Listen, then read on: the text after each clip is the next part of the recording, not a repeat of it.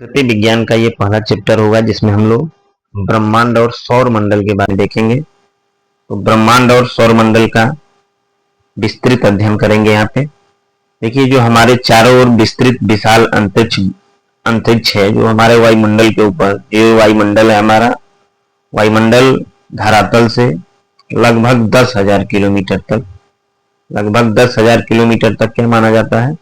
वायुमंडल माना जाता है। और इसके ऊपर का जो एरिया होता है, क्षेत्र होता है, इसी को ब्रह्मांड कहते हैं, अंतरिक्ष कहते हैं।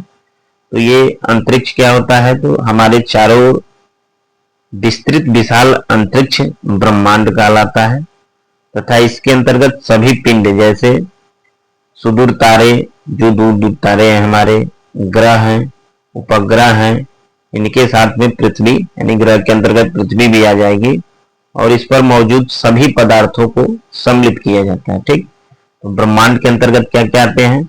ब्रह्मांड में ही सब कुछ रख दिया गया है। ग्रह हो, उपग्रह हो, तारे हो, इन सबको जो है कि ब्रह्मांड के अंतर्गत रखा जाता है। दूसरे शब्दों में सूक्ष्मतम अणुओं से लेकर महाकाय आकाश गंगाओं तक के सम्मिलित स्वरूप को ब्रह्मांड कहते हैं। ठीक, जैसा कि ब्रह्मांड है, ब्रह्मांड में बहुत सारी आकाश गंगाएं हैं, लाखों करोड़ों आकाश गंगाएं हैं, और इन सभी जो है आकाश गंगाओं को लेकर के, या जो छोटे से छोटे कण हैं, छोटे से छोटे कण से लेकर के और बड़े से बड़े कण जो है ना, इन सबको क्या कहते हैं? सबको हम लोग ब्रह्मांड के अंतर्गत रखते हैं। ठीक, ब्रह्मांड के आकार और सीमा के संदर्भ में अभी पर्याप्त ज्ञान का अभाव है। हालांकि यह अनुमान लगाया गया है कि ब्रह्मांड में लगभग 100 अरब आकाश गंगाएं हैं। ठीक है, यानी कि अभी जो है ब्रह्मांड की उतनी जानकारी नहीं हो पाई है। ब्रह्मांड जो है कि असीमित है, इसका जो है अध्ययन कर पाना भी नामुमकिन है अभी। तो उसके बावजूद भी एक अनुमान के हिसाब से, ठीक, ये अनुमान लगाया गया है कि जो हमारा ब्रह्मांड है, इसमें लगभग 100 अरब जो है आकाश गंगाएं हैं। ठीक, लगभग 100 अरब जो है आकाश गंगाएं हैं, और इन प्रत्येक आकाश गंगाओं में 100 अरब तारे हैं। ठीक है ना, प्रत्येक जो एक एक आकाश गंगाएं हैं, इनमें जो है 100 अरब तारे हैं। यानी ब्रह्मांड जो है कि इतना बड़ा एक क्षेत्र है कि मतलब इसका जो है कि अध्ययन कर पाना क्या है? मुश्किल है। सूर्य जो हमारे ग्रह का जीवन का आधार है, यानी अरबों तारों के इस ब्रह्मांड में मौजूद केवल एक तारा है। ठीक है, यानी कि जिस सूर्य के बारे में बता रहा है कि सूर्य जो हमारे सौर मंडल का, ठीक है ना, जो हम लोग का सौर मंडल है, इसके जो है कि सूर्य एक जो है कि ग्रह के जीवन का आधार है, जहां से हमको ऊर्जा मिलती है, प्रकाश मिलता है। ठीक है ना, तो ये सूर्य जो है अरबों तारों का, जो एक आकाश गंगा है, उसे एक आकाश गंगा के अरबों तारों में से एक तारा है। ठीक है, दूसरी ओर पृथ्वी ब्रह्मांड नामक इस विशाल अंतरिक्ष में एक छोटा सा बिंदु के समान है। ठीक है, यानी पृथ्वी क्या है? पृथ्वी एक छोटा सा बिंदु के समान है। ये ब्रह्मांड आपको फिगर में दिख रहा होगा, इसमें एक पृथ्वी एक छोटे से बिंदु के समान है। ठीक, पृथ्वी 8 ग्रहों में से एक है। जो सौर मंडल है, सौर मंडल के अंतर्गत हम लोग का जो सौर मंडल है, इसके अंतर्गत 8 ग्रह हैं, और ये 8 ग्रहों में से जो है एक ग्रह हम लोग के पृथ्वी भी है, आपको पता होगा। ये सभी ग्रह सूर्य के चारों ओर परिक्रमा करते हैं। ब्रह्मांड में मौजूद ये अरबों तारे अंतरिक्ष में समान रूप से वितरित हैं। ब्रह्मांड में मौजूद ये अरबों तारे अंतरिक्ष में समान रूप से वितरित नहीं है, और ये तारे समूह में यह होते हैं। ठीक है, जो भी तारे हैं ये क्या होते हैं? एक समूह में होते हैं, और इसी समूह को आकाश गंगा कहा जाता है। ठीक है, इसी समूह को क्या कहा जाता है? आकाश गंगा कहा जाता है। और इस प्रकार इस ब्रह्मांड की संरचना का अध्ययन करने के क्रम में हम सर्वप्रथम ब्रह्मांड की अवस्थिति, आकाश गंगाओं, तारों, ग्रहों, उपग्रहों आदि की चर्चा करेंगे।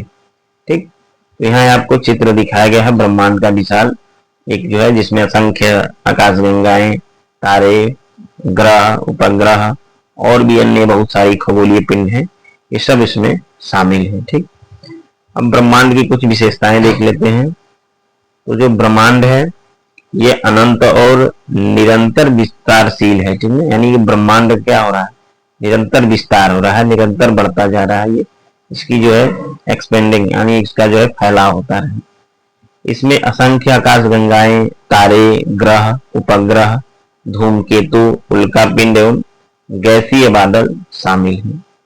अब तक ज्ञात ब्रह्मांड की आयु लगभग जो है 13.8 अरब है, ठीक है। यानी ये ब्रह्मांड की आयु अब तक जो ज्ञात है, अब जब जो अनुमान लगाया गया है या ज्ञात किया गया है, ये क्या है, इसकी आयु ब्रह्मांड की 13.8 अरब जो है कि मानी गई है।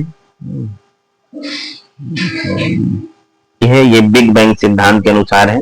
इस बात को याद रखना पड़ेगा आपको कि बिग बैंग सिद्धांत के अनुसार ब्रह्मांड की आयु कितनी मानी गई, तो 13.8 अरब वर्ष मानी गई है, ठीक। ब्रह्मांड का विस्तार आज भी जारी है। ब्रह्मांड का विस्तार क्या और आज भी जारी है। अब आकाश गंगा देखते हैं। आकाश गंगा क्या है, तो आकाश गंगा तारों, गैसों, इसी जिसको इंग्लिश में बोलते हैं आकाश गंगा क्या है, आकाश गंगा तारों, गैसों, धूल कणों और अन्य खगोलीय पिंडों का एक विशाल समूह है जो गुरुत्वाकर्षण के कारण एक साथ बंधा रहता है। और हमारी आकाश गंगा को आकाश गंगा या मिल्की वे कहा जाता है, जिसमें हमारा सूर्य भी शामिल है, ठीक है। तो सूर्य शामिल है हमारा नहीं, कि आकाश गंगा नहीं, जो गैलेक्सी है ये क्या होता है, ये इसमें जो है कि धूल कण है, खगोलीय पिंड है, गैस है, ग्रह है, उल्का पिंड है, क्षुद्र ग्रह है ना, यानी बहुत सारी सब चीजों को मिला करके हम लोग क्या बोलते हैं कि आकाश गंगा बोलते हैं। और इस आकाश गंगा में ही हमारी जो है कि पृथ्वी भी है, जिसको हम लोग मिल्की वे कहते हैं। यानी जो पृथ्वी है किस आकाश गंगा में है, तो मिल्की वे में है, ठीक। सूर्य के बाद जो है कि ये है ग्रह है, इसमें बुध, शुक्र, पृथ्वी, मंगल, बृहस्पति, शनि, अरुण, वरुण, ठीक है। ये सब जो है कि किस आकाश गंगा में है, तो मिल्की वे में है, ठीक है। इसी तरह से जो है कि बहुत सारे आकाश गंगा है ना, अरबों आकाश गंगाएं हैं हमारे ब्रह्मांड में। आगे देखेंगे सौर मंडल, ठीक है। सौर मंडल देखते हैं, तो सौर मंडल क्या है, सौर मंडल सूर्य और इसके चारों ओर परिक्रमा करने वाले पिंडों का एक समूह है, जिसमें 8 ग्रह, उपग्रह, क्षुद्र ग्रह, धूमकेतु, उल्कापिंड ये सब शामिल होते हैं। तो सौर मंडल का भी हम लोग ने फिगर देखा हुआ है, ठीक। सौर मंडल के प्रमुख पिंड क्या है, तो इसमें एक सूर्य मिलेगा आपका, जो हमारे सौर मंडल के केंद्र में है। फिर ग्रह है, ग्रह जैसे बुध, शुक्र, पृथ्वी, मंगल, बृहस्पति, शनि, अरुण, वरुण। उपग्रह इसमें है, जैसे पृथ्वी का जो उपग्रह चंद्रमा है। क्षुद्र ग्रह है, जिसमें मंगल और बृहस्पति के बीच में एक पेटी पाई जाती है, जिसको क्षुद्र ग्रह कहते हैं। क्षुद्र ग्रह की पेटी है मंगल और बृहस्पति के बीच में, ठीक। धूमकेतु बर्फ, धूल और गैस के बने पिंड हैं। उल्का पिंड छोटे पथरीले पिंड जो पृथ्वी के वायुमंडल में प्रवेश करते हैं, ठीक। ग्रहों का क्रम सूर्य से दूरी के अनुसार जो है कि, तो जैसे सबसे पहले जो है सूर्य के नजदीक कौन सा ग्रह है, बुध है। बुध ग्रह जिसको सबसे छोटा ग्रह है, सूर्य के सबसे निकट ग्रह भी कहा जाता है। दूसरा ग्रह है शुक्र, जो पृथ्वी के समान आकार के और अत्यंत गर्म ग्रह है। तीसरी ग्रह है पृथ्वी, जो जीवन के लिए उपयुक्त एकमात्र ज्ञात ग्रह है, जिसके बारे में हमको पता है। मंगल या लाल ग्रह इसको कहते हैं, लौह ऑक्साइड की अधिकता से बनता है। बृहस्पति सबसे बड़ा ग्रह है और गैसीय दानव। शनि सुंदर वलयों वाला ग्रह है। अरुण बर्फीला गैसीय ग्रह है। वरुण सबसे दूरस्थ ग्रह है और अत्यधिक ठंडा ग्रह है, ठीक। अब देखते हैं ब्रह्मांड में दूरी मापने की इकाई में, ब्रह्मांड में जो है दूरी कैसे मापते हैं। तो जैसे दूरी का मतलब है कि सूर्य से हम बता लेते हैं कि पृथ्वी कितनी दूर पे है, ठीक ना, बुध कितने दूरी पे है। सारे ग्रहों की जो है दूरी देखते हैं हम लोग, या पृथ्वी जो है चंद्रमा से कितनी दूरी पे है। तो ये जो ग्रह हैं इनको मापने की इकाई क्या है, कैसे इसको मापा जाता है, इसी के बारे में इसमें देखेंगे। तो विभिन्न आकाशीय पिंडों, तारों और ग्रहों के बीच अत्यंत विशाल दूरियों को खगोलीय इकाई, जिसको एस्ट्रोनॉमिकल यूनिट AU, प्रकाश वर्ष और पारसेक में व्यक्त किया जाता है। तो 3 इकाइयां हैं जिसके माध्यम से हम लोग ब्रह्मांड में दूरी को मापते हैं। एक है खगोलीय इकाई, दूसरा है प्रकाश वर्ष, तीसरा है पारसेक, ठीक। खगोलीय इकाई देखिए एस्ट्रोनॉमिकल यूनिट तो खगोलीय इकाई को पृथ्वी से सूर्य तक औसत दूरी के रूप में परिभाषित किया गया है। खगोलीय इकाई क्या है? तो पृथ्वी और सूर्य की बीच की जो औसत दूरी है, इसी को क्या बोलते हैं? खगोलीय इकाई बोलते हैं। ठीक है, खगोलीय इकाई बोलते हैं, एस्ट्रोनॉमिकल यूनिट बोलते हैं। अब आपको याद करना यह है कि जो खगोलीय इकाई है, एक खगोलीय इकाई में 1.5 गुणे 10 के पावर 8 किलोमीटर के बराबर होता है। ठीक है, एक खगोलीय इकाई का मान कितना होता है ये याद करना है। 1.5 गुणे 10 के पावर 8 किलोमीटर के बराबर होता है। आगे है प्रकाश वर्ष, ये भी दूरी का मापक है। तो प्रकाश वर्ष, एक वर्ष में प्रकाश द्वारा तय की गई दूरी को प्रकाश वर्ष कहा जाता है। ठीक है, एक वर्ष में प्रकाश द्वारा तय की गई दूरी को ही प्रकाश वर्ष कहा जाता है। वर्ष जो है इसका मान कितना होता है? तो ये 9.46 गुणे 10 के पावर 12 किलोमीटर के बराबर होता है। ठीक, इसका मान, प्रकाश वर्ष का मान कितना होता है? 9.46 गुणे 10 के पावर 12 किलोमीटर होता है। इसका मान पूछता है। ठीक है, मान याद कर लेना है सबका। तीसरा है पारसेक। तो पारसेक का प्रयोग खगोल शास्त्र में होता है और इसकी लंबाई त्रिकोणमितीय दिग्भेदन पर आधारित होता है, जो कि तारों के बीच की दूरी मापने का प्राचीन तरीका है। यह सबसे पुराना तरीका है पारसेक, जो है कि तारे और जो है कि तारों के बीच की दूरी नापना, इनका जो है पारसेक से नापा जाता है। यह उस दूरी को बताती है जिस पर पृथ्वी के कक्षा की त्रिज्या 1 सेकंड में वृत्त के कोण को कक्षांतरित करता है। ठीक है, तो ये जो है कि उस दूरी को बताती है जो पृथ्वी की कक्षा की त्रिज्या 1 सेकंड में वृत्त के कोण के कक्षांतरित करती है। ठीक, अब यहाँ आपको पारसेक का भी मान याद करना पड़ेगा कि एक पारसेक लगभग 30.86 पेंटामीटर, 3.26 प्रकाश वर्ष और 30.9 ट्रिलियन किलोमीटर की दूरी के बराबर है। ये तीनों मान आपको याद करना पड़ेगा कि पारसेक लगभग 30.86 पीटामीटर, ठीक है, और 3.2 प्रकाश वर्ष और 30.9 ट्रिलियन किलोमीटर की दूरी के बराबर है। पारसेक की परिभाषा देखेंगे तो ये त्रिकोणमितीय दिग्भेद के आधार पर जो है कि मापा जाता है। और पारसेक की जो है कि हम लोग ने ये मान भी देख लिया है, 30.86 पेंटामीटर होता है, 3.26 प्रकाश वर्ष होता है, 30.9 ट्रिलियन किलोमीटर होता है। ठीक, ये आपका सूर्य है, इधर पृथ्वी है, इसके बीच की जो है कि पृथ्वी की कक्षा की त्रिज्या ये दोनों की जो है, और इसको जो है मापा जाता है 6-6 महीने में 2 भागों में बांट दिया गया है इसको। ठीक, अब देखेंगे ब्रह्मांड में दूरी मापने की इकाइयों की तुलना।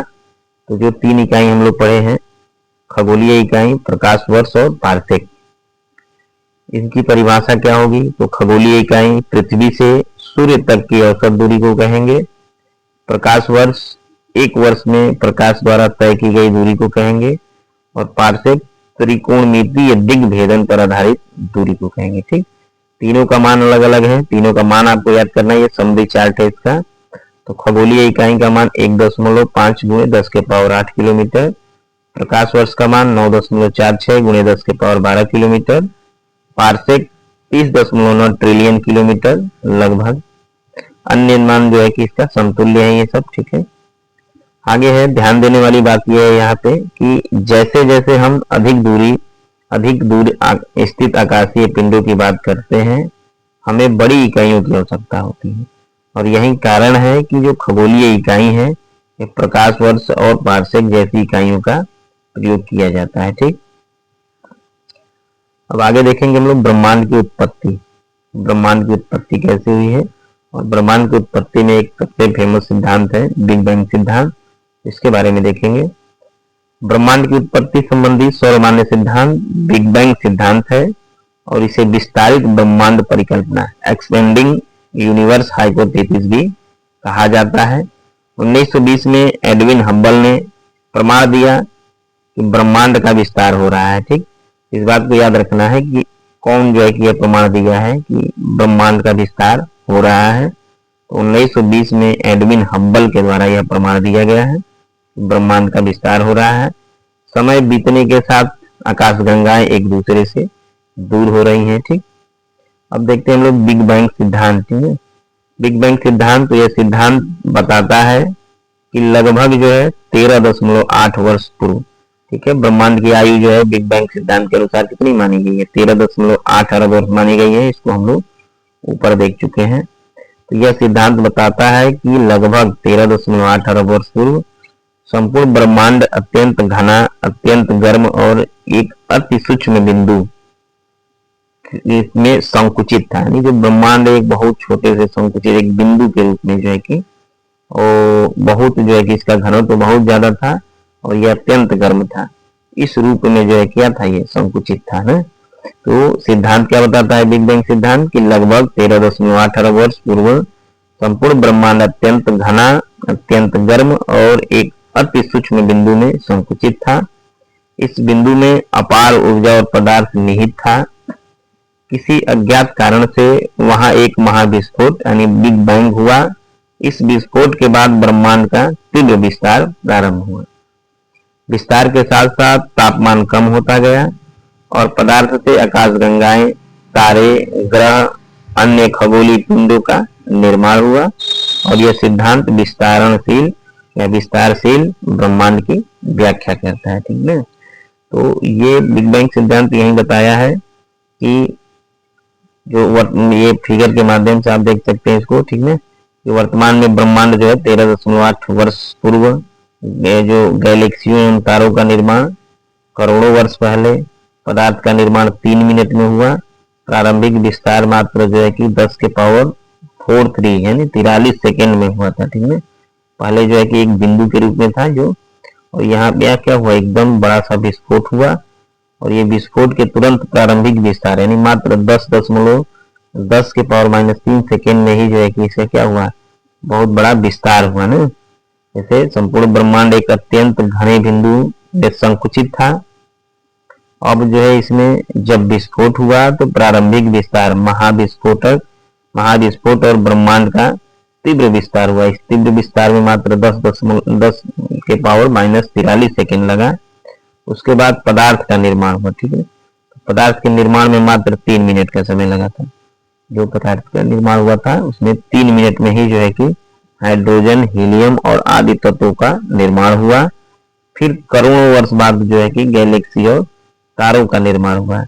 गैस और धूल के बादल संघनित होकर तारों और आकाशगंगाओं में परिवर्तित हुए।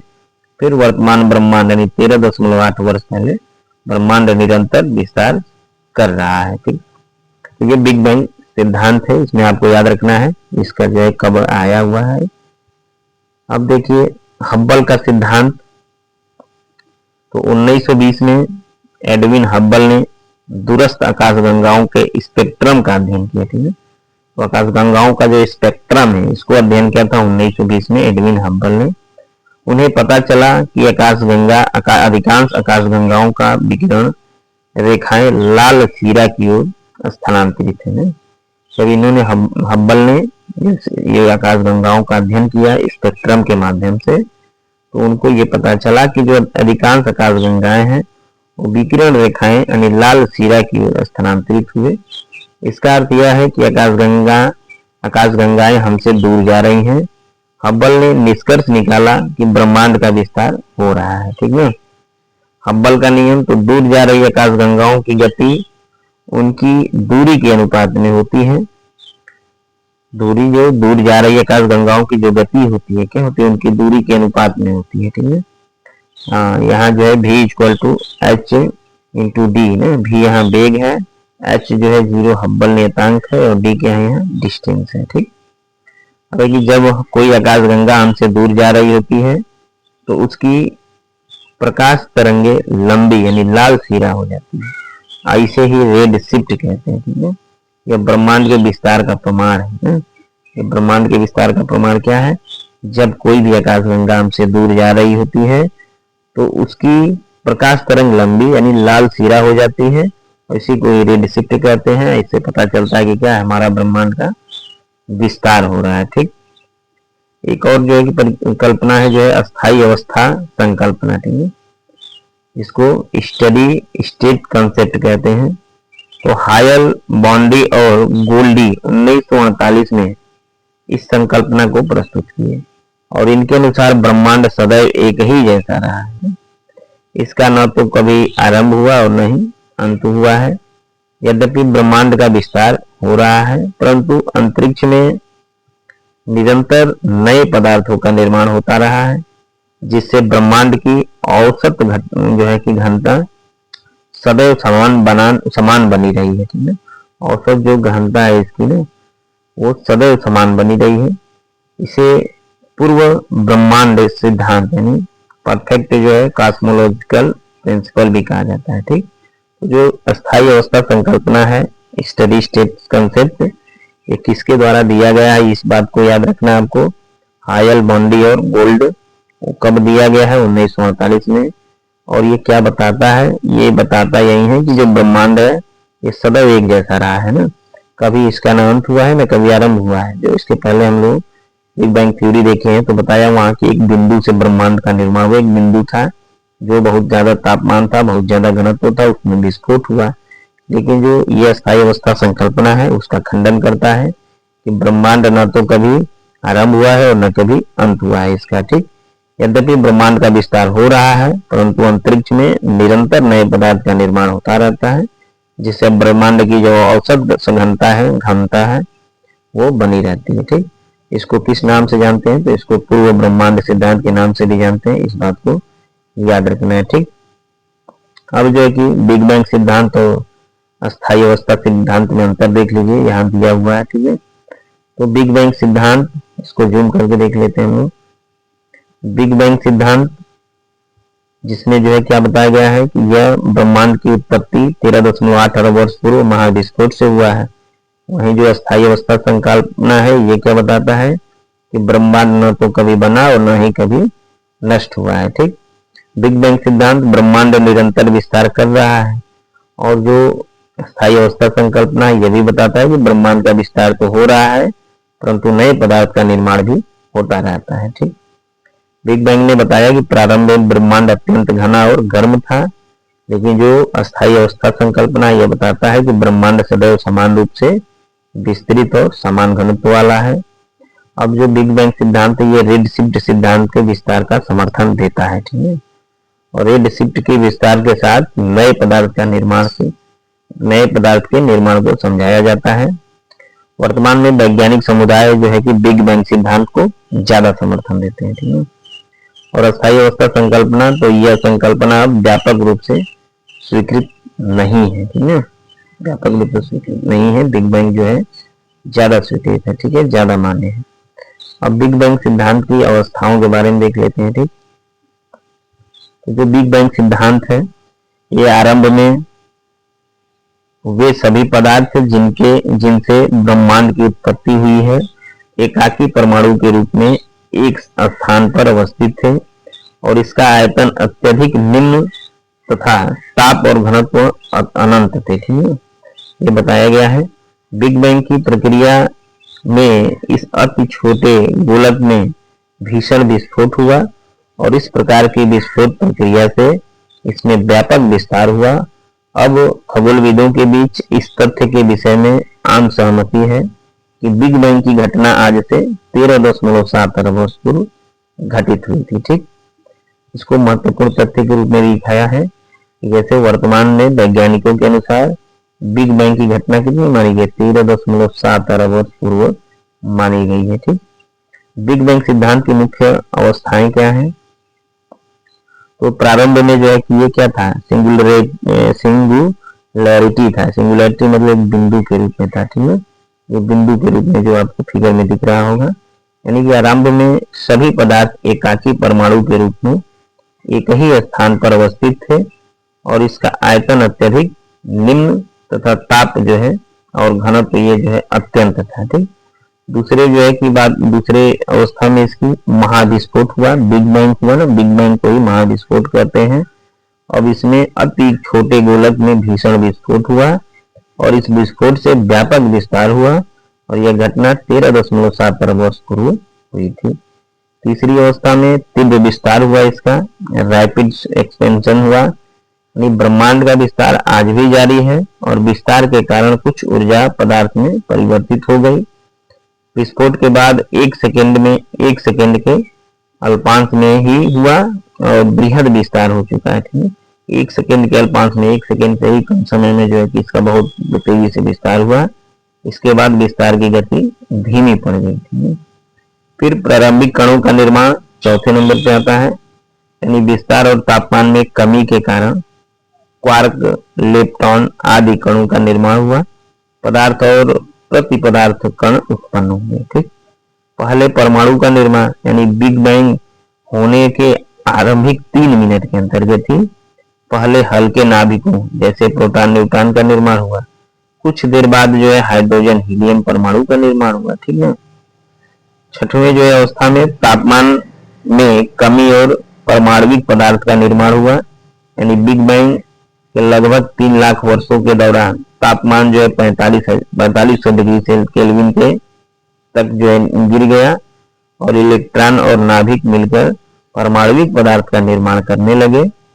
ब्रह्मांड पारदर्शी हुआ और प्रकाश का स्वतंत्र संचरण संभव हो पाया। ठीक, फिर सातवें पे आकाशगंगाओं और तारों का निर्माण। तो गुरुत्वाकर्षण के प्रभाव से गैस और धूल के बादल एकत्रित हुए, तारों, आकाशगंगाओं और ग्रहों का निर्माण हुआ, संरचना का क्रमिक विकास आरंभ हुआ। ठीक है,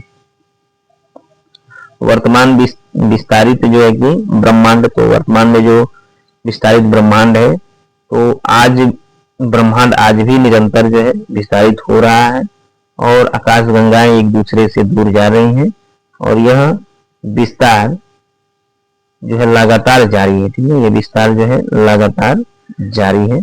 संक्षेप में भी इसको समझ सकते हैं कि बिग बैंग के सिद्धांत के अनुसार लगभग 13.7 अरब वर्ष पूर्व अति सूक्ष्म और अत्यंत गर्म और घने बिंदु से ब्रह्मांड की उत्पत्ति हुई है, जिसमें महाविस्फोट से ब्रह्मांड का विस्तार हुआ, तापमान घटा, कणों और परमाणुओं का निर्माण हुआ, फिर तारे, आकाशगंगाएं और ग्रह बने और ब्रह्मांड का विस्तार आज भी जारी है और ये भविष्य में भी जारी रहेगा। ठीक है, ये था हम लोग का बिग बैंग सिद्धांत। ठीक, बिग बैंग सिद्धांत के भी प्रमाण के समर्थन में कुछ प्रमाण भी है, इस प्रमाण को भी देख लेते हैं।